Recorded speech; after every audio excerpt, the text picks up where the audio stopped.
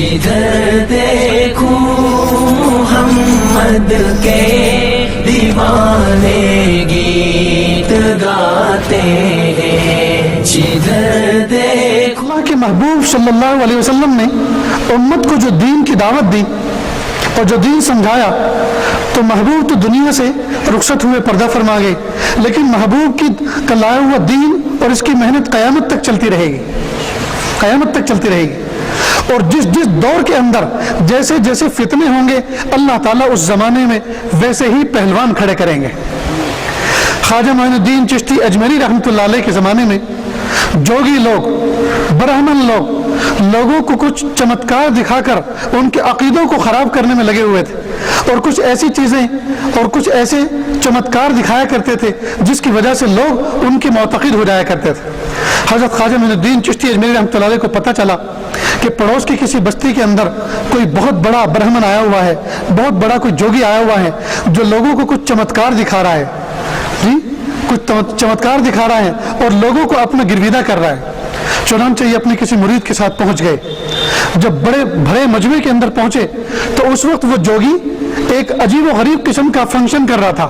دکھا کیا رہا تھا کہ زمین سے اس نے فلائنگ بھری، جیسے فلائٹ زمین سے چلتی ہے اور فضا میں اڑتی ہے، تو اس طرح سے اس نے اپنے آپ کو اس طرح سے اڑتے ہوئے دکھایا۔ جیسے اس نے یہ دکھایا تو زوردار مجمع میں تالی بجی کہ یہ تو بہت بڑی کرامت ہے، تو بہت بڑا چمتکار ہے۔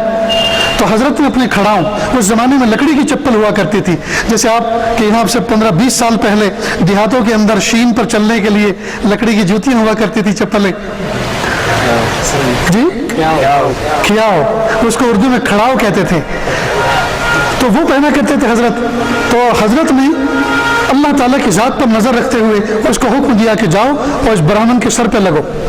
چنانچہ سر پہ اس نے ضرب لگانی شروع کی اور وہ فلائٹ نیچے اتر آئی۔ اب لوگ تعجب کر گئے۔ اب یہ پنڈت سمجھ گیا کہ ضرور کوئی اس مجمع کے اندر مجھ سے بڑا پہلوان آ گیا ہے، تو اس نے چیلنج کیا، اگر کوئی آدمی مجھ سے بڑا آیا ہو، میں چیلنج کرتا ہوں، میرے پاس ایک گر اور ہے جو اس کو وہ چیلنج نہیں کر سکتا، اس کو رد نہیں کر سکتا۔ تو حضرت نے یہ سب چیزیں سیکھی نہیں تھی، لیکن ان کو یقین تھا اس بات کا کہ میں حق پر ہوں، میں سچ پر ہوں، اور اللہ کی مدد میرے ساتھ ہے، اور یہ باطل پر ہے، یہ کفر پر ہے، اللہ کی مدد کے ساتھ کبھی نہیں ہو سکتی۔ لہٰذا چیلنج کو انہوں نے پک کر لیا، اٹھا لیا، اور فوراً کھڑے ہوئے اور کہا اچھا آپ ہیں جو میرے چمتکار کو رد کر رہے ہیں؟ میں آپ کو ایسا چمتکار دکھاتا ہوں کہ آپ اس کو دکھا نہیں سکتے، آپ اس کو رد نہیں کر سکتے۔ کہا کیا ہے؟ کہ ایک پیالے پانی کے اندر میں اپنے پورے کے پورے جسم کو غرق کر سکتا ہوں، ایک پیالے پانی کے اندر، اور اس پیالے میں ذرہ برابر اضافہ نہیں ہوگا، پانی اتنا کا اتنا ہی رہے گا، اور تھوڑی دیر کے بعد اپنے آپ کو پھر سے ظاہر کر سکتا ہوں۔ تو کہا آپ یہ کر سکتے ہیں، میں بھی کر سکتا ہوں۔ اللہ اکبر۔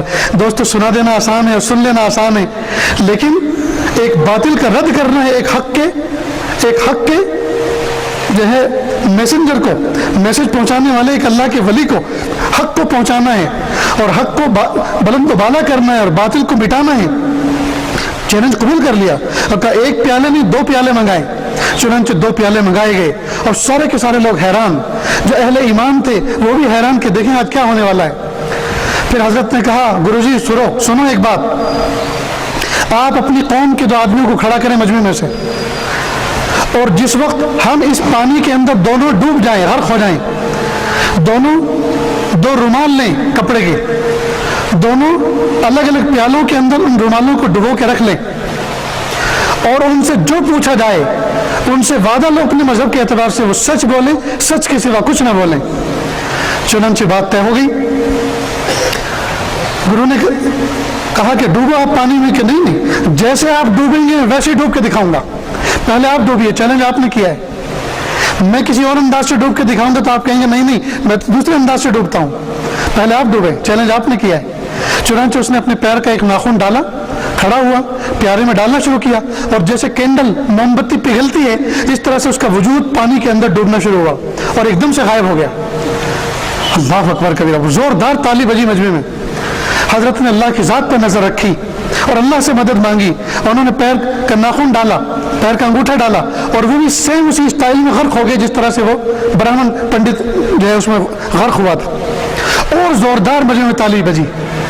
थोड़ी देर के बाद दोनों फिर से नमदार हुए और दोनों बंदों ने वो कपड़े के रुमाल भिगो के रख लिए।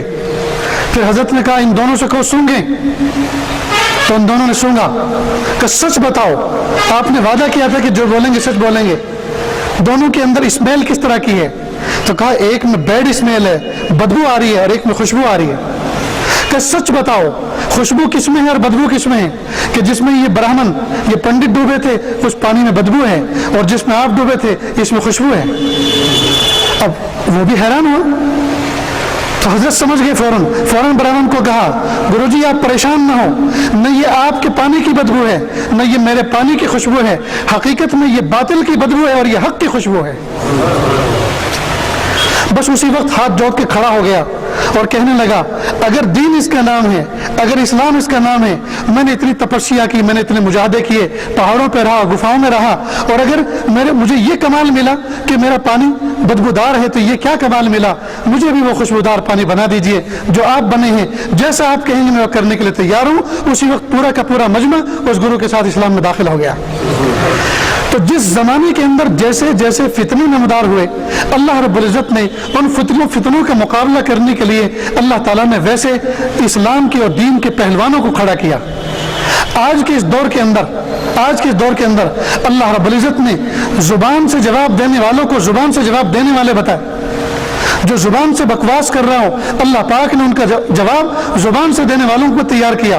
और जो लोग कलम से बकवास कर रहे हो, अल्लाह पाक ने कलमकारों को तैयार किया। जो लिटरेचर लिखते हैं वो भी दीन की खिदमत कर रहे हैं, जो वाज़ व नसीहत कर रहे हैं, तकरीरें कर रहे हैं जी, वो भी दीन की खिदमत कर रहे हैं। जो बातिल का जवाब मीडिया पे आके दे रहे हैं और हक को समझा रहे हैं, वो भी दोस्तों दीन की खिदमत कर रहे हैं।